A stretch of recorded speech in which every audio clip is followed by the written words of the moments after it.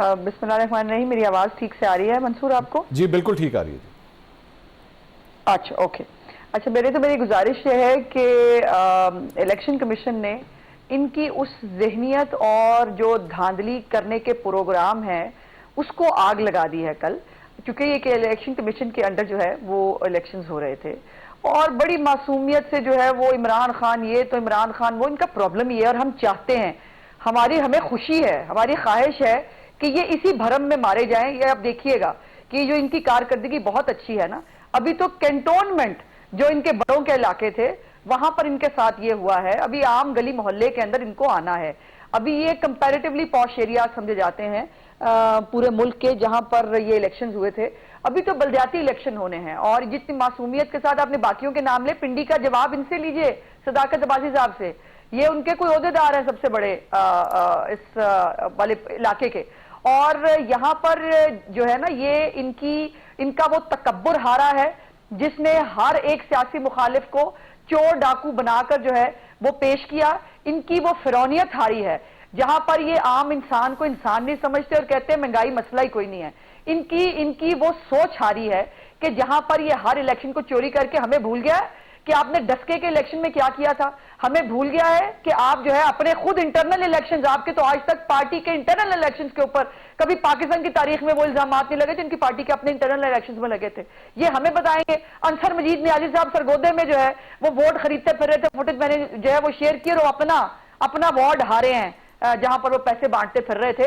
तो ये तो अपनी पारसाई का इतना दावा करें मत। दूसरी बात यह है कि इनकी इतला के लिए ये पाकिस्तान की तारीख की पहली वफाकी हुकूमत है कि जो वफाकी और सूबाई हुकूमतों में होते हुए जिनका ये हाल हुआ है। ये पंजाब में तो चले हमने जो है वो बड़े हमारे लोग बड़े पुराने हैं, हाँ सारे कसूर ही हमारे हैं। पेशावर में क्या हुआ है?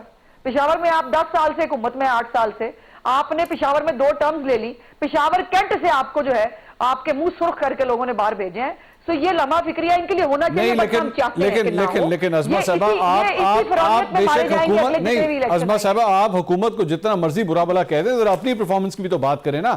आप एक पंजाब सेंट्रिक पार्टी बन के रह गई हैं ना, आप सिंध में नजर आती हैं ना, केपी में ना बलोचिस्तान में। ये आपको पाकिस्तान तहरीक इंसाफ को देना पड़ेगा कि अगर आज कोई कौमी जमात है तो वो ना पाकिस्तान पीपल्स पार्टी है ना वो नून लीग है। नहीं, ये जिस कौमी जमात के ये मेंबर हैं वो कौमी जमात जो है वो कोई और है, वो उसका नाम पीटीआई नहीं है। और यकीनन बलोचिस्तान में हमें एक क्राइसिस है जो, और बलोचिस्तान के अपने डायनामिक्स है, उसकी डिटेल में जाऊंगी तो आप मुझे म्यूट कर देंगे, सो उसकी तरफ नहीं जाते। सिंध के अंदर जो है हमने कराची शहर से 3 जो है वो वार्ड्स जीती हैं इन तमाम हालात के बावजूद, जहां 2 सूबाई हुकूमतें, एक वफाकी और एक सूबाई हुकूमत के खिलाफ जो है वो हम इलेक्शन लड़े थे। हमने जो है वो पेशावर हमने अपने केपीके से हमने कब सीटें ली, 5 सीटें हमने वहां से भी बाय द वे ली हैं और इसको मजीद बेहतर करने की। लेकिन ये ग्रास रूट के इलेक्शन से, इसमें पार्टी का मसला नहीं है। इसमें जो समझने की बात है मंसूर साहब वो ये है कि आम आदमी ने इनका रिपोर्ट कार्ड इनके हाथ में दिया है।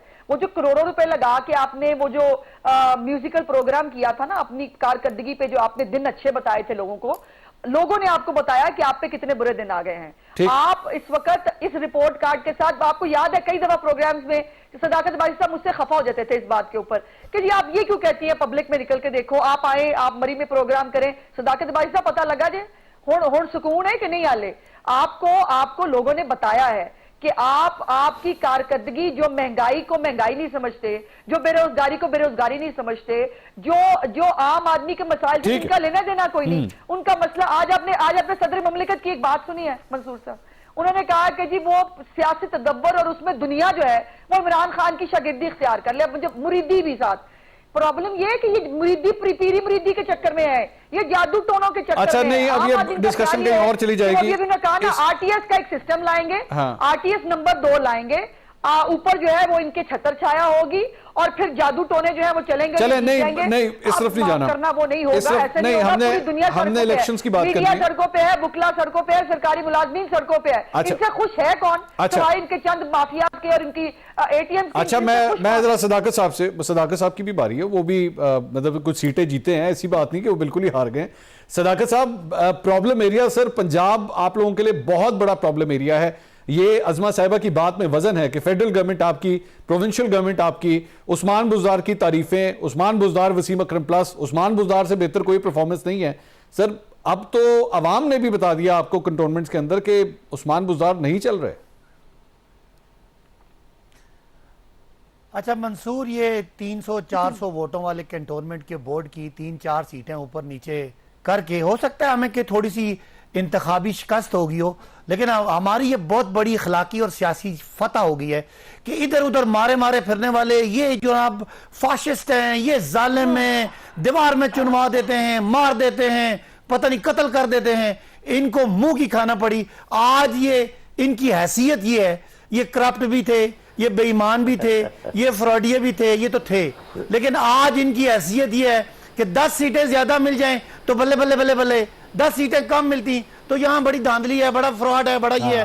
तो अल्लाह का फजल है 300-400 वोटें हमें कम पड़ी होंगी, लेकिन ये पब्लिक के सामने एक्सपोज हो गए कि पॉलिटिकल पार्टी का इखलाकी मेयार ये है कि 10 कैंटोनमेंट की सीटें फालतू आ गई तो ये उछलते फिर रहे हैं, और अगर 10 कम आती तो स्यापा डाल देना था, आए मारे गए, लुटे गए, पता नहीं इन्होंने कैंटोनमेंट भी हमारे कह दिए। बीबी कैंटोनमेंट में आम पाकिस्तानी रहते हैं और वही रहते हैं जिन्होंने आपको बिल्कुल जवाब दिया। जो मैं बात कर रहा था वो ये मंसूर, ये पार्टियां ऊपर से इनकी डेथ हो गई है, लेकिन नीचे 30 साल से इन्होंने लोगों को ठेक जी ऊपर से ये मर चुके हैं। अच्छा, लेकिन नीचे जो बिल्कुल ग्रास रूट पे 30 साल से मेरी सुन लेना बात, 30 साल से इन्होंने एक माफिया को इन्होंने थाना कचहरी के जरिए ठेके दे के, गुंडागर्दियां करा के, कब्जे करा के जो लोग नीचे हैं अभी दे आर डाइंग। अच्छा, दे आर डाइंग।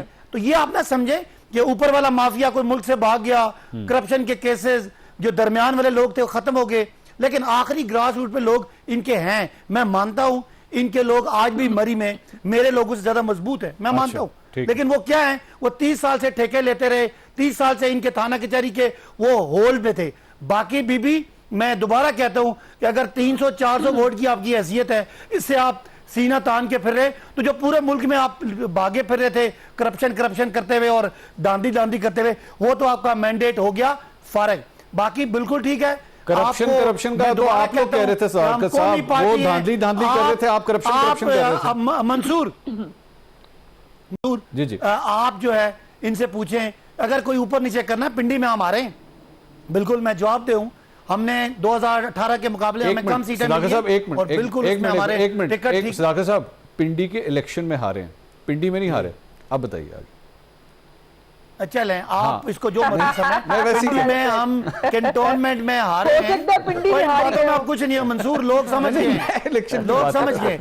अगली सुने पिंडी अल्लाह ना करे कभी हारे, पिंडी हमेशा जीतेगा। पिंडी से जलने वाले चाहे वो इंडिया में बैठे हो, चाहे वो किसी और मुल्क में बैठे हो, उन्होंने मुंह काला ही होएगा।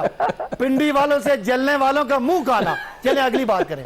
अच्छा, अब मैं कहना चाहता हूं कि अगर हम रावलपिंडी में कैंटोनमेंट बोर्ड का इलेक्शन हारे हैं तो भाई नून लीग का एक गढ़ था, वो क्या गुजरा वाला, वो हम जीते।